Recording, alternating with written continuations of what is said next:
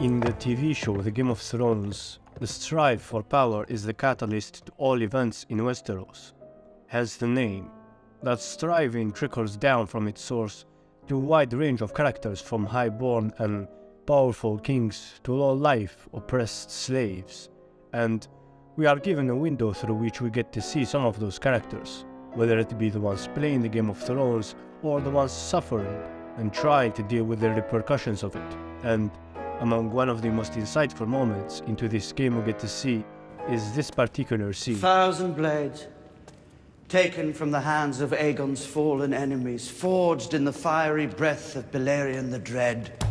So, what makes this scene crucial and so important is that both Varys and Littlefinger had enormous influence and responsibility in nearly everything happening in the Game of Thrones, but the focus of both the show and us was never on them. They were secondary, less important characters to the viewers at best, but in this scene that illusion is partially broken and the curtain is partly lifted for our utmost enjoyment. So, quick recap here. Baelish was planning on taking Sansa to the north, the Vale to be exact, and if Baelish succeeded, he would have made enormous progress in his quest for power. He knows Sansa is the key to the north, and he plans on using her to get the north for himself, greatly furthering his position to the Iron Throne, so it was of very crucial importance that his plan would go through. Varys got ear of his plan by using the planted spy, and hinders that plan by arranging to marry Sansa to the Tyrells. To make it short, Varys fucks over Baelish big time.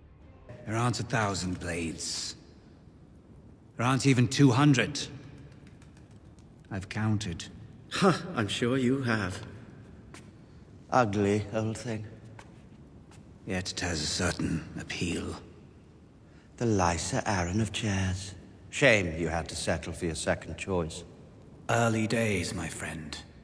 So, as you'd expect, Varys coming into this scene was in a victorious spirit. He won a big hidden battle in the Game of Thrones against his opponent and counterpart in this scene, Baelish of the Vale, throwing a few jabs at him, kind of mocking his ambition by insulting his obsession with the throne, and as you'd expect, Baelish is still bitter in the face of his defeat.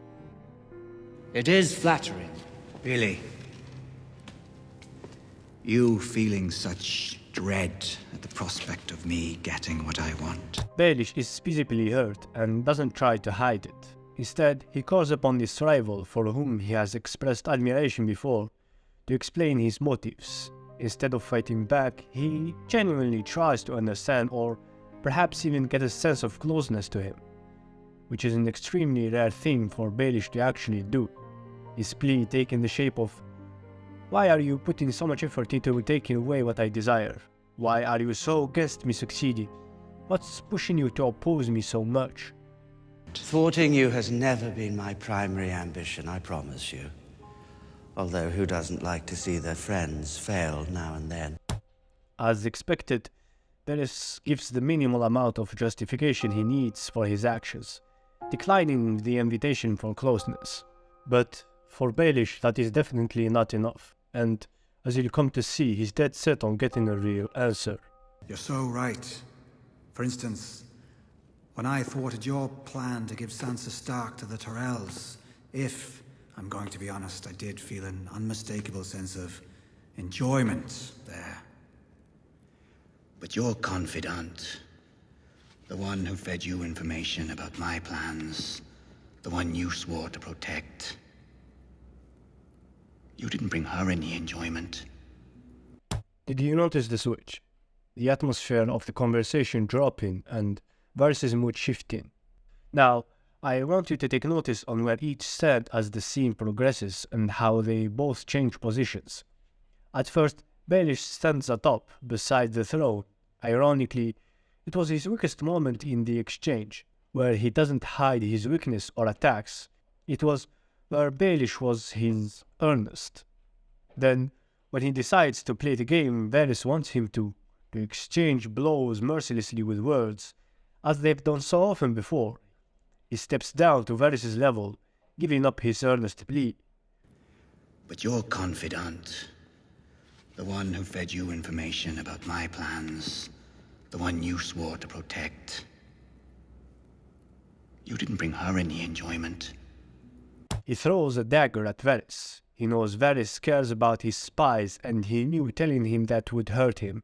He also reminds Varys by the same token that he is as much willing to sacrifice and betray others for his objectives as he is. Then notice as he steps down to the lowest part, how his words take a twisted turn. Luckily, I have a friend who wants to try something new, something daring. And he was so grateful to me for providing this fresh experience. The low grounds represents all things dark and sinister. It is where Baelish is most comfortable and truly himself. He keeps on driving the dagger deeper, luring Varys into his charade, and taking control by the same token. He is saying, drop the mask and say what you truly think, join me, and Varys does just that. Varys is pragmatic. We never seen him in the show make overly bold decisions or take extreme actions. He is most comfortable in the middle, where there is balance and he doesn't fully commit to any extreme. And his position in this scene mirrors that. As Baelish moves from the top to his level to the bottom, Varys stays grounded in his position. It is a reflection of his character. But for the first time in this scene, Varys changed position. He follows Baelish into his terrain. It's when the control has completely shifted from Varys to Baelish. I did what I did for the good of the realm.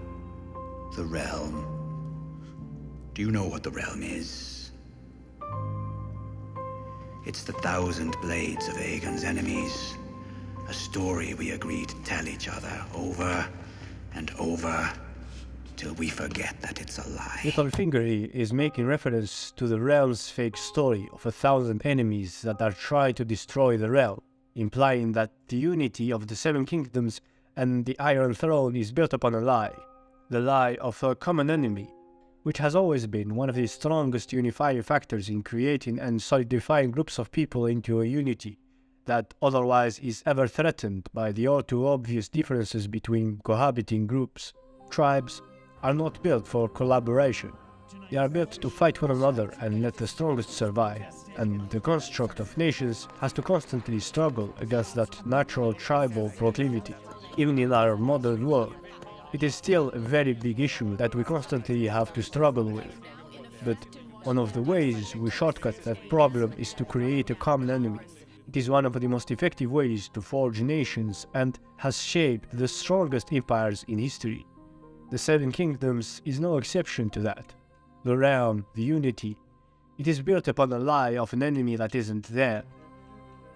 Littlefinger is using this as justification for his actions, and his statement means he is a rejection of the realm. If the realm is a lie, it gives him the freedom to do everything he wants, and not care about the repercussions it entails. He can fuck over anyone in that construct, since the basis of that construct is a lie. Now, I want you to pay close attention to what's said next, because they both reveal their primary drive with two short sentences. It is a clash of personal philosophies between the two best Game of Thrones players. But what do we have left once we abandon the lie? Chaos. A gaping pit waiting to swallow us all.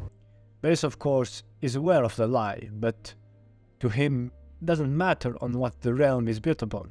That it's held together by a fake story as long as that story serves its intended purpose, to keep the Seven Kingdoms united, to keep chaos, anarchy at bay. Through these statements, Varys lets us see who he truly is, revealing his intentions and philosophy. And in this case, Varys embodies a very particular philosophy, utilitarianism, which is the philosophy of the greater good, to bring well-being to the greatest number of people, even if it means, in Varys' case, lying, killing, manipulating and hurting others to achieve so. He wants to protect the realm and bring it prosperity, but he's also aware that the realm is a construct, and doesn't care who rules it. His only care is to the people that make up that realm. The realm and the ruler have no inherent value outside of serving their purpose for the greater good. Chaos isn't a pit. Chaos is a ladder.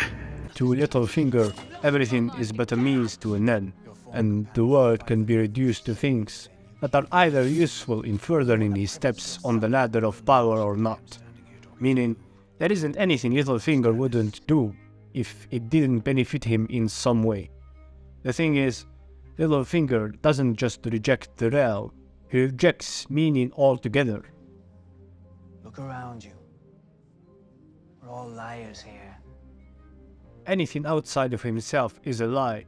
Nothing matters besides the strive for power. He is the embodiment of will to power, and by the same token, he is also the purest manifestation of the Game of Thrones. His only loyalty is to the game, after all. The culmination of his speech, his intentions, and his character are bottled and catalyzed into a singular phrase, revealing himself completely to both Varys and us. Chaos is a ladder. I think I've painted a somewhat accurate picture of both characters to the best of my abilities, and as such, I want to ask you, do you think Baelish is evil, and do you think Varys is good?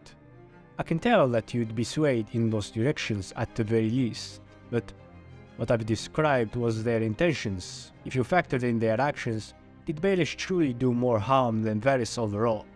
Even if Varys' personal philosophy was good, and Baelish's was bad, or at least they skew in that direction, the manifestations of those philosophies through them and their actions were not so different in reality. Both did enormous harm to the realm.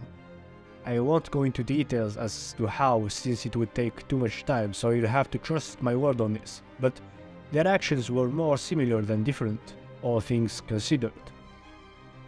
So, what does that tell you about yourself?